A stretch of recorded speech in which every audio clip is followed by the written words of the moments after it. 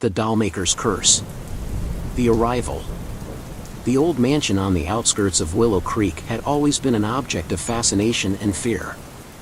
For years, it stood empty, its windows dark and lifeless, until one autumn day when the Caldwell family moved in. The family consisted of Jonathan, a history professor, his wife, Emily, an artist, their teenage daughter, Lily, and their curious 8-year-old son, Sam.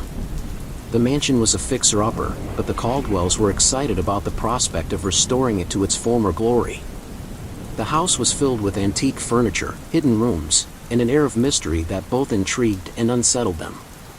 Among their discoveries was a peculiar doll, found in the attic, which Sam immediately claimed as his own. The doll was unlike any they had seen before. It had a porcelain face with lifelike features, glassy blue eyes that seemed to follow you, and delicate clothing reminiscent of the Victorian era.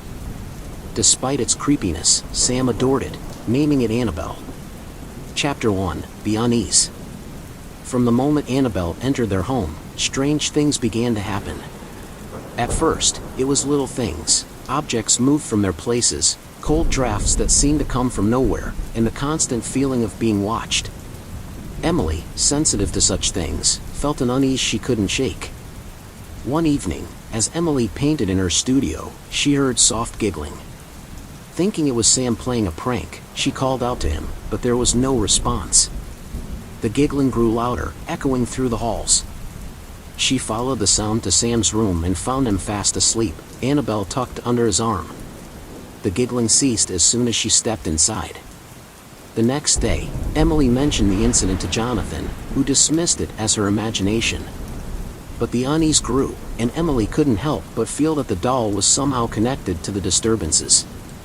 Chapter 2: The Dollmaker's Diary.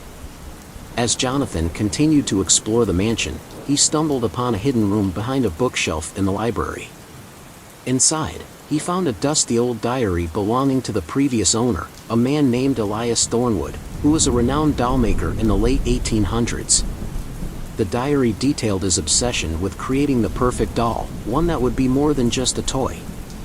Elias wrote about his experiments with dark rituals, attempting to imbue his dolls with life. His final entry was the most chilling: "Annabelle is my masterpiece. She lives." Jonathan, intrigued and disturbed, decided not to tell Emily and the kids about the diary. He didn't want to alarm them, especially since they were just starting to settle into their new home. But the more he read, the more he realized that Annabelle might be more than just a doll. Chapter 3: The Nightmares. Lily began to experience vivid nightmares. She dreamed of a shadowy figure roaming the halls, whispering in a language she couldn't understand. In her dreams, the figure always had Annabelle in its arms. She would wake up in a cold sweat, feeling the doll's eyes on her even though it remained in Sam's room. One night, she awoke to find Annabelle sitting at the foot of her bed. Terrified, she screamed for her parents. Jonathan and Emily rushed in, turning on the lights to find Lily in tears and the doll staring blankly ahead. Jonathan tried to calm Lily down, but Emily couldn't shake the feeling that something was terribly wrong. Chapter 4: The Unraveling. Emily's unease turned to dread when she began seeing Annabelle in different parts of the house, even though Sam swore he hadn't moved her. She found the doll in her studio, its glassy eyes fixed on her as she painted. She found it in the kitchen, sitting at the table as if waiting for a meal. Each time, she felt a cold shiver run down her spine. Desperate for answers, Emily turned to the diary Jonathan had hidden. As she read Elias Thornwood's words, a sense of horror washed over her. She confronted Jonathan, furious that he had kept such a crucial piece of information from her. He apologized, admitting he hadn't realized the extent of the doll's influence. Together, they decided to get rid of Annabelle. They took the doll to the edge of the property and buried it deep in the ground, hoping to put an end to the disturbances. But that night, Sam cried out in his sleep, and they found Annabelle back in his bed, dirt still clinging to her porcelain skin. Chapter 5: The Seance. With no other options left, the Caldwells sought the help of a local medium named Agnes, known for her ability to communicate with spirits. Agnes agreed to perform a seance to uncover the truth about Annabelle and the house. As they gathered in the dimly lit living room, candles flickering, Agnes began to chant, calling forth the spirits that lingered. The temperature dropped, and a cold wind swept through the room. The candle's flames danced wildly, casting eerie shadows on the walls. Agnes's eyes rolled back, and she spoke in a voice that was not her own. "Elias Thornwood, your creation has awakened. Annabelle seeks a soul to complete her journey." The room shook, and a ghostly figure appeared before them, a twisted version of Elias Thornwood. He reached for Annabelle, his eyes filled with madness. "She is mine," he screamed.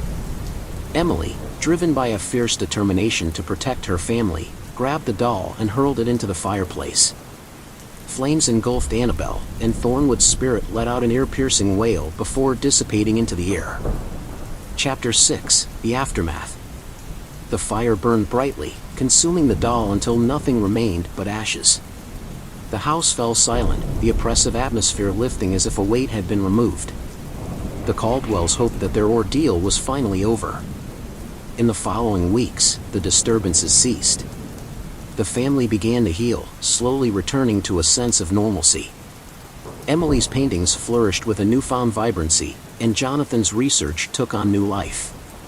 Lily's nightmares ended, and Sam, though sad about losing Annabelle, found comfort in his family's safety. Chapter 7: The Twist. Months later, as spring blossomed, Emily discovered she was pregnant. The family rejoiced, embracing the promise of new life and a fresh start. However, on a quiet evening, as Emily was organizing the attic, she found an old, dusty box she had missed during their initial move-in. Inside the box was a photograph of Elias Thornwood with Annabelle. But this time, Annabelle's eyes seemed different, more knowing, almost human. A sense of unease crept over Emily, and she decided to destroy the photograph. That night, as the family gathered for dinner, the lights flickered. The temperature dropped, and a familiar cold wind swept through the house. Emily's heart raced as she realized that despite their efforts, the curse had not been fully broken. Suddenly, the sound of soft giggling echoed through the halls, growing louder and more sinister. The family froze, their eyes wide with fear. From the shadows, a figure emerged, a twisted, spectral form of Elias Thornwood, holding a new doll, eerily similar to Annabelle. "You cannot escape," Thornwood's voice echoed. "Annabelle lives." Chapter 8: The Final Stand. Determined to protect their unborn child and each other, the Caldwells prepared for a final confrontation. They fortified the house, creating protective wards and gathering every bit of knowledge they could find about breaking the curse permanently. Emily, drawing upon her artistic talents, painted symbols of protection throughout the house. Jonathan studied ancient texts, seeking a way to sever Thornwood's connection to the mortal realm. Lily and Sam, though scared, helped in any way they could, their bond with their parents growing stronger. On the night of the final confrontation, the house was filled with an electric tension.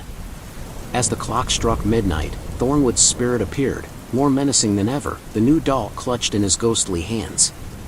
Emily and Jonathan began the ritual, their voices strong and unwavering. Thornwood screamed in fury, the room shaking with his anger. The new doll's eyes glowed with an eerie light, and it seemed to come alive, moving with unnatural grace. But the Caldwells stood firm, their love for each other and their unborn child giving them strength. With a final incantation, the room filled with blinding light, and Thornwood's spirit was torn apart, vanishing into the ether. The doll fell to the floor, lifeless and broken. The house grew still, the oppressive atmosphere lifting once more. Epilogue: A New Dawn. The Caldwells emerged from the ordeal stronger and more united. The curse was broken, and the house, once a place of fear, became a home filled with love and hope. Emily gave birth to a healthy baby girl, whom they named Hope, a symbol of their new beginning. Years passed, and the story of the haunted mansion became a distant memory. The family thrived, their bond unbreakable. The mansion, now fully restored, stood as a testament to their resilience and courage. And though the shadows of the past lingered, the Caldwells knew that as long as they stood together, no darkness could ever overcome the light of their love. In the attic, among the old boxes and forgotten relics, a single, lifeless doll remained. Its glassy eyes stared blankly ahead, a silent reminder of the trials they had faced and the strength they had found within themselves. The end. Don't forget to subscribe.